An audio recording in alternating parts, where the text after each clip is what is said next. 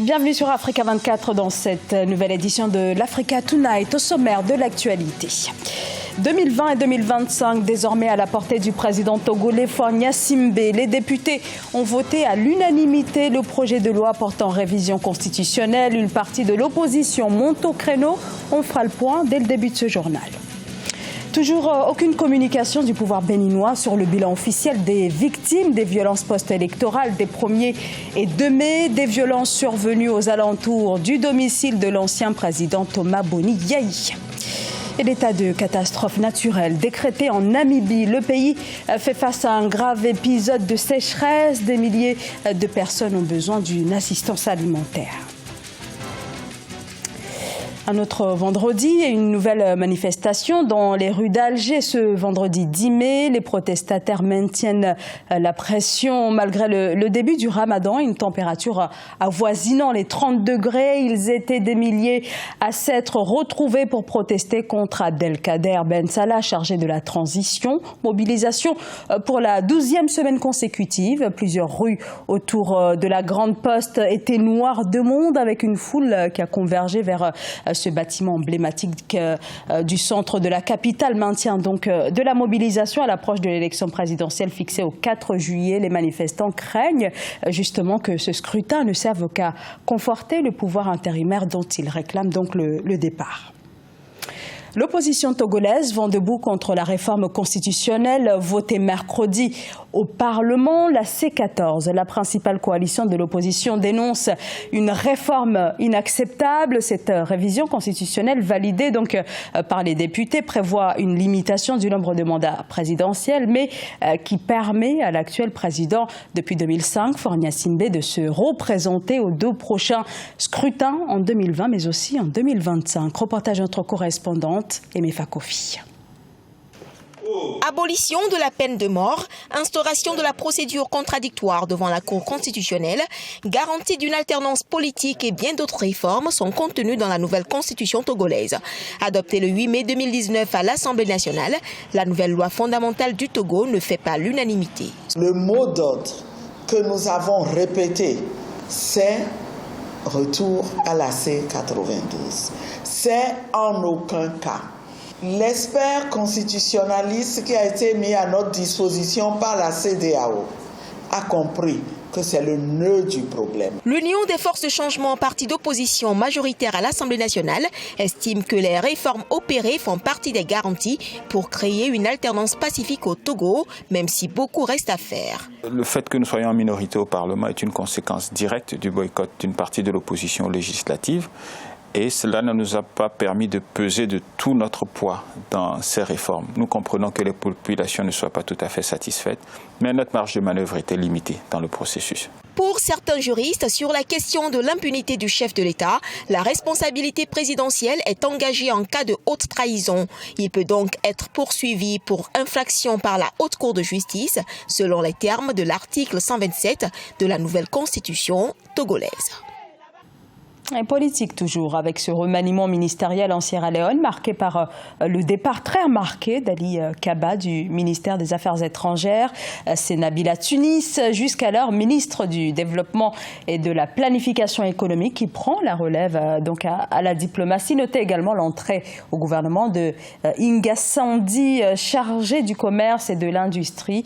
Ce remaniement est le premier depuis l'arrivée au pouvoir en mars 2018 de l'ancien militaire et actuel chef de l'État, Julius Maada Bio.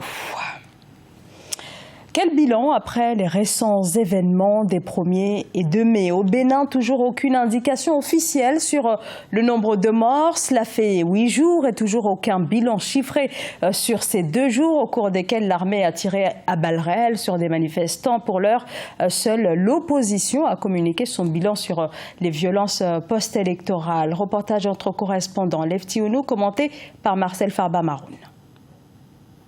Des substances psychotropes auraient été retrouvées dans le sang des manifestants des émeutes de Cotonou. C'est ce qu'a révélé le ministre de la Santé du Bénin ce jeudi 9 mai 2019. Le ministre de la Santé a rompu le silence. Objectif, faire le point sur les dégâts humains enregistrés au cours des incidents. L'absence de sensibilité à la douleur et l'incohérence des propos chez certains des cas reçus dans les formations sanitaires des analyses toxicologiques ont été réalisées sous contrôle judiciaire. Ces analyses ont permis de mettre en évidence la présence formelle de la delta-9 tétrahydrocannabinol, qui est la substance active du chanvre indien. Aucune donnée statistique liée au nombre de décès et blessés des manifestants n'a été officiellement communiquée par les autorités. L'opposition, quant à elle, a évalué à 9 morts le bilan humain des émeutes du 1er et du 2 mai 2019 suite à la supposée arrestation de Boniaï à son domicile. Nous n'avons jamais conçu, nous n'avons jamais prévu les événements du 1er. Si Patrice Talon n'avait pas voulu distraire tout le monde en allant assiéger la maison de l'autre, il n'y aurait pas eu les événements du 1er. Ce n'est pas nous. Nous voulons résister.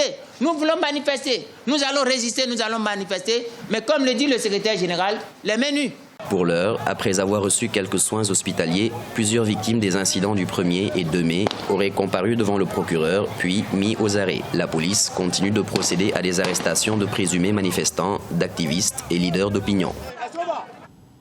La Namibie déclare l'état de catastrophe naturelle pour une durée de 6 mois, une décision qui intervient après la grave sécheresse qui affecte depuis plusieurs semaines les récoltes. Aux conséquences, un demi-million de personnes sont menacées par l'insécurité alimentaire, une situation inquiétante qui a poussé l'État à demander l'aide internationale. Solène Duplessis.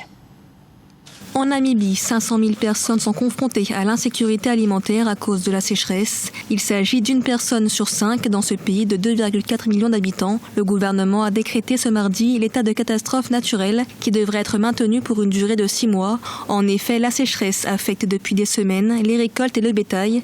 L'assèchement des rivières dans le nord du pays a causé la perte d'au moins 60 000 animaux domestiques au cours des 6 derniers mois. Les moyens de subsistance d'une majorité de Namibiens sont menacés, notamment ceux qui dépendent des activités de l'agriculture. La plupart des régions souffrent de pénurie d'eau car la plupart des bassins sont secs ou n'ont pas reçu assez de pluie cette saison. Depuis 2013, la Namibie est confrontée à une succession de sécheresses aggravées par des épisodes climatiques comme El Niño. Le gouvernement a donc annoncé le déblocage de 573 millions de dollars namibiens, soit environ 40 millions de dollars pour aider les agriculteurs et les ménages affectés par le manque de précipitations. La Namibie se trouve à côté du courant marin de Benguela. Et ce courant marin s'est ajouté au phénomène climatique tel que El Niño, qui a provoqué cette sécheresse dans tous les pays de l'Afrique australe. Alors, si les autres pays peuvent y faire un peu plus facilement face, c'est parce que c'est des pays qui ne sont pas aussi arides que la Namibie. L'argent, par exemple, déboursé par les gouvernements pour faire face, sert, par exemple, à déplacer le peu de bétail qui reste des régions arides vers des régions où il y a encore des pâturages, et à nourrir la population, notamment la population des éleveurs et des agriculteurs. En 2016, la pénurie d'eau liée à une persistante sécheresse avait poussé les autorités à mettre en place une campagne d'économie d'eau en attendant que le pays retrouve une bonne pluviométrie. Cette fois, le pays sollicite une aide internationale pour lui permettre de faire face à cette situation. Ebola continue de se propager en République démocratique du Congo. 10 mois d'Ebola à l'est du pays et déjà plus de 1000 morts. Pour y faire face, l'OMS insiste sur la vaccination, mais sur le terrain, le personnel médical est confronté à la désinformation et la défiance de certaines populations. C'est un sujet de la rédaction. En République démocratique du Congo, l'épidémie d'Ebola continue de se propager. Déclarée depuis le 1er août 2018 dans l'est du pays, cette 10e épidémie sur le sol congolais a tué plus de 1000 personnes. Sur le terrain, c'est une course contre la montre qui semble engagée pour sauver des vies. L'Organisation mondiale de la santé a demandé cette semaine d'intensifier la vaccination. Nous savons que la vaccination sauve des vies dans cette épidémie. Nous savons également que nous avons encore des difficultés à faire en sorte que les contacts de chaque cas reçoivent le vaccin le plus rapidement possible. La vaccination est capitale pour lutter contre la propagation. Plus de 110 000 personnes ont déjà été immunisées. Il s'agit surtout de personnes ayant été en contact avec un malade. Pour le reste de la population, la campagne se heurte à la désinformation et à la défiance de certaines populations envers le personnel de santé, ce qui empêche une prise en charge plus efficace. Comme toute activité, il y a toujours des difficultés, comme faire comprendre aux personnes que la maladie est réelle et que pour les protéger, ils doivent se faire vacciner. Seulement un tiers de la population dit faire confiance aux autorités locales pour les aider pendant l'épidémie. Et plus d'un quart ne croit même pas en l'existence d'Ebola. Épidémie qui est survenue dans le Nord Kivu, zone de grande insécurité et où les autorités doivent dès lors faire face à un double défi, répondre à la crise sanitaire tout en tenant compte de la situation sécuritaire dans cette partie du pays. Ce journal a été réalisé par l'ensemble de la rédaction. Merci de votre fidélité. Dans un instant, une nouvelle édition de l'actualité sur Africa 24.